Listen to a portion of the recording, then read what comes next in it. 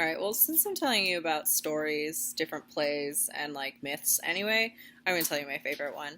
So, this one has to do with Persephone, so she has a mother, Demeter, and if you look at the family tree, she's sister to Zeus, Hera, yeah, because Zeus and Hera are together, but they're brother and sister. Poseidon, she's like one of the like big six, and Hades is her brother too. So she's the like mother nature, or like the mother of Earth, and her daughter is like she's like the goddess of spring, and she's an adorable little thing. So one day Hades sees her and he's like, man, she is adorable, I want that. But it's not. Demeter's like, stay the fuck away from my daughter. So instead, one day Persephone is just like in with flowers somewhere, and he just opens up the earth and then like snatches her down to the underworld. And Demeter is so upset, and she's like, Zeus, you need to go get my daughter. And he's like, well, she's in the underworld now. I really don't have any jurisdiction there. I can't really help you. And she's like, fine. So since she is like Mother Earth in a way, or the goddess of harvest, she's like, I'm going to make all of the plants die, and I'm going to kill all the humans because they won't have food and any harvests until I get my daughter back. So she basically starts like starving people out to like stronghold over Zeus. So Zeus sends down Hermes, who is also his son, but the god messenger. So Hermes goes down to um, the underworld, and he's like, hey, Persephone, don't eat anything, don't do anything, we're gonna get you out soon, we're in the works, like just kind of chill. And she's like, okay. um, and like time has passed, like we assume this has been like she's been there for at least a month or something. And so Zeus eventually is like, okay, Hades, you need to give her back because everybody is dying, and like that's not good. I can't have the mortals die. And so Hades is like, fine, you can have her back. And he looks at Persephone before she leaves and is like, before you go, you've never eaten anything, please have some pomegranate seeds. And she's like, oh, okay, pomegranates are delicious. So she takes 4 seeds of the pomegranate and eats them. And then she leaves.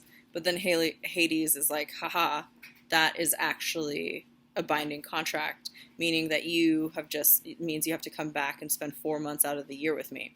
And so because of the 4 months out of the year that she's not topside with her mother, that's why we have winter. So that's another fun story. And then also, Hadestown is a Broadway musical that came out, I think, 2 years ago, and it's super popular, and it's kind of about this myth. And then even more so, there is a weird little cartoon. Instagram got me with this. It's like a comic book cartoon. It's something called Webtoons, and it's called Lord Olympus, and it's like a modern day story about Hades and Persephone, but then you see all of the other gods, but it's in like a weird modern day kind of like little comic book internet thingy version, and it's actually really good. Let's talk about acting styles. So only 3 actors played all the roles. So at first it was just 1, and then it moved to 2, and then it's 3 max, plus the chorus. It was always all men, and they wore masks. The masks helped the actors transform into different characters, so each character would have a different mask, so that's how we would know who that person is playing on stage. And then it also acted as a megaphone. The unmasked characters were the chorus, so they never wore a mask. And then the musicians played the lyre and the aluus. I probably butchered that. And then it was directed by we did this word before, Korodikidalos. I'm so sorry, butchered. And these theaters had design elements to kind of help with it. So they had flying effects, which you would want for when you had a god flying in to talk about, to come save the day or whatever they needed to do. You had sides, like the wings, so the side of the stage, like we talked about them as like legs or curtains, but they didn't have curtains. They just had entrances from the side. So that's pretty cool. They had tall platform booths for the actors. They had wheeled platforms, which means probably not like a wheelbarrow, but like a wheeled platform so you can change the scenery behind you.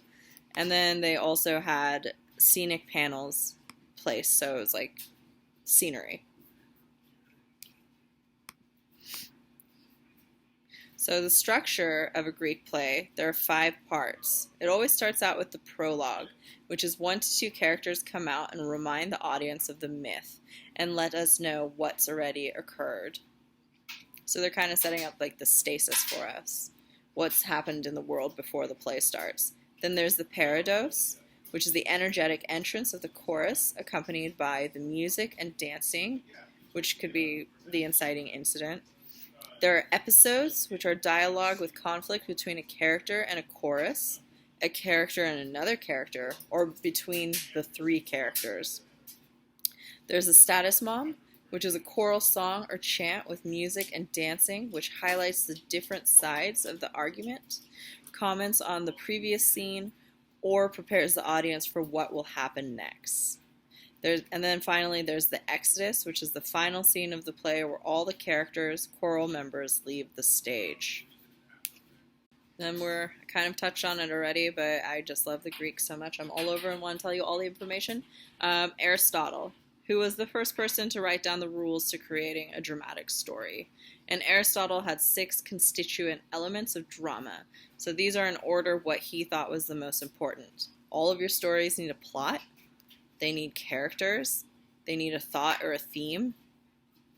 Language, which means the type of diction. And then song, and spectacle. And a lot of times song and spectacle switch, but Aristotle thought song was more important because all of these plays, as we mentioned in the musical section, were thought to theoretically have been set to music. So they were like their version of a musical. So Roman theater is a lot like Greek theater, and they even admit it. And a part to that could be Alexander the Great. He was tutored by Aristotle, so he had an appreciation for that type of theater, and so when things got shifted, it probably was due to him. So let's talk a little bit about that. So just like the Greeks, the Romans would have these type of festivals to appreciate the gods. So the first one is the Ludi Romania, which was in September, and it began in the 5th century. It honored the god Jupiter, which is the king of the gods and is their version of Zeus.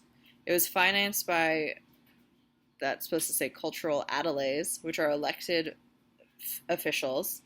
There's a procession from the capital to the theater, kind of like in City Dionysia, and there's sacrifices, feasts, games, and performances.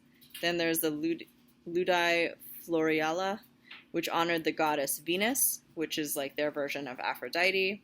And there were games and performances. The Ludi Polybi, which also honored Jupiter and was financed by an aedile. And then the Ludi Apollinaris, which honored the god of Apollo, who is the god of light, and it was financed by the city. So their form of entertainment was a little bit different. Theater kind of got shoved to the backside a little bit. It wasn't as prominent because the Romans had so many other types of entertainment that was around. And actually theater kind of competed with it. There was one Roman playwright who, the night of his opening play, people left halfway through because they're like, oh shit, there's some rope dancers over here. I'm going to go look at that too because it's more interesting. Nope. So Ludi means game, sports, or to play. They had chariot races, boxing, gladiator contests, dramatic performances. It was totally free, and all citizens had the right to attend, aka men. They also had like naked prostitutes dancing as a form of entertainment, and then they had ship battles. We'll get into that a little bit later. Like you can literally fill up the Colosseum with water and have ship battles. And then they would have they would murder criminals and do them like with stories of like Icarus getting too close to the sun, which is a story about a guy who's like in prison and he makes wings and then he gets too close to the sun and so his wings melt and then he dies. So they would put a prisoner in a catapult with some wings and they would catapult him in the air and they'd be like, oh, we did a reenactment of Icarus. The purpose of a Ludi was celebrated the power of the Roman Empire. The Roman Empire was huge. The Punic Wars from 264 to 146 BC expanded Rome's domination outside of Italy and Greece. It was to show off the spoils from Roman-held territories, allowed the emperor to demonstrate his power, allowed citizens a release from real life during festivals, and the Adelaides could win votes from people for a successful festival, so they could get voted into office again. One of the biggest spaces that was built was the Circus Maximus, and they do it way bigger than the Greeks. So this was in Rome in 600 BCE. It was built for mass entertainment. This is where you'd have the chariot races, and if you look at the picture, it's like what one of our like racetracks look like, or like for the car races. They would have circus games, horse racing, prize fighting, wrestling, animal displays, and for hunts. The Romans definitely, they would get exotic animals from around the world and then like fight them and kill them as like a form of entertainment too. And then they would also have religious processions. The whole amphitheater or theater was 2,037 feet long, 387 feet wide, and could seat 60,000 spectators. And then another building that you're probably more acquainted with is the Colosseum. This was an amphitheater, and this is a picture of what it used to look like, because we see the ruins now today, which are really well preserved, but it used to look different. It was built in 80 AD. It's 4 stories tall, 157 feet tall, 620 feet long, 513 feet wide. It seats 50 to 80,000 people. And then I'm going to show you a little video about it. The Colosseum, Roman Empire. The Colosseum is located in Rome, Italy. Also known as the Flavian Amphitheatre, it is an oval amphitheatre and the largest ever built. Construction began under Emperor Vespasian around 70 to 72 AD, and was completed under his successor and heir, Titus, in 80 AD. Further modifications were made during the Flavian dynasty, so the amphitheatre was named as the Amphitheatrum Flavium, or Flavian Amphitheatre. It stood at 50 meters high and 156 meters wide, and was constructed from concrete and sand. Arches and columns framed the structure and strengthened it. It had 80 exits and entrances, 76 of which were used by ordinary citizens. The Colosseum was also covered by a controllable velarium to shade spectators from the sun. Nearby the Colosseum stood the Colossus of Nero, a great bronze statue, later changed to a statue of the sun god, Sol. The arena was made of a wooden floor covered by sand.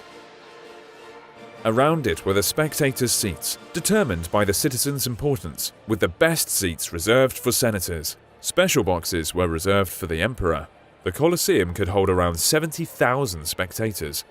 Under the arena was the Hypogeum, still visible today. This was a series of underground tunnels used to house animals imported from Africa and the Middle East, such as lions, rhinos, and panthers, which could be released through trapdoors. The Hypogeum was also used to release slaves through lifts, and to create different moving scenario or scenery, such as hills, groves, and small lakes. The arena hosted a variety of blood sports as entertainment. The schedule for the day consisted of men hunting dangerous animals and executions of criminals, but the main event would be the gladiatorial combat. Ancient writers wrote about mock sea battles, or Naumachii, before the Hypogeum was developed. It is speculated that hydraulic mechanisms were used to flood the arena rapidly for such naval battles. Gladiatorial combat and public entertainment was shown at the Colosseum all the way until the 6th century AD, when costs became too high to justify it, and public taste had shifted. Over the centuries, it was reused for various purposes, such as a material quarry. Today, it is the symbol of Rome and one of the most visited archaeological sites all over the world. Subscribe for more history videos. Get Simple History Ancient Rome today. Thank you for all your support on the Simple History YouTube channel. If you enjoy the channel, please consider supporting us at Patreon. Events at the amphitheater, so there were gladiator contests, wild animal fights, the sea battles, which is the coolest thing ever, and then mythological dramas. And then Roman theaters look a lot like Greek theaters. They just kind of added some other stuff. So the first permanent Roman theater built in 54 AD. There were 125 plus theaters built during the reign of the empire. They were based off of the Greek theaters, but the skene becomes the skenia. There's 3 to 5 doors in the rear wall and at least 1 in the wings. The peridot becomes the vomitorium into the audience, and we still use the word vom as like a hallway area where people can enter and exit, like through the audience. So we still use that today. The orchestra becomes a half circle versus a full circle. The stage has been raised to 5 feet. The stage was covered with a roof. The dressing rooms are in the side wings instead of up stage. The trap doors were common, and there was an awning over the audience. And then one more thing. So when the Romans took over Greece, they redid the Greek theaters that were there. So today, a lot of the ruins you see in Greece, the theaters, like especially like the Theater Dionysia, there's a lot of things that have been added by the Romans. Like for instance, they didn't have the little like etched out like sculpture like details inside the stage. That was something that happened after the Romans took over. I'll show you pictures. And then I'm going to add some Crash Course Theater thought bubbles to tell you more about how Roman theater was different. I will say a lot of them were imitations of the Greek shows already, but a lot of them kind of are like stock characters. So you would have the same type of characters, and then you just put them in situational comedies. So they didn't do as many dramas because they liked comedies more. And then last but not least, we have the end of the Roman theater, like in general. So Emperor Constantine made Christianity legal, and then Emperor Theodosius made it the official religion of the empire. The church opposed the theater's association with pagan gods. And then the last mention of a performance in Rome was in 533 AD. The next chapter we're going to cover is the Dark Ages, and the Dark Ages are definitely titled correctly. It was a dark time for creativity, like just in general for like history. There wasn't as much, there was an innovation wasn't allowed, everybody was dying from a plague. It was just not a good time. So it wasn't a good time for the theater either. So, well, that will be for next time though. Thanks.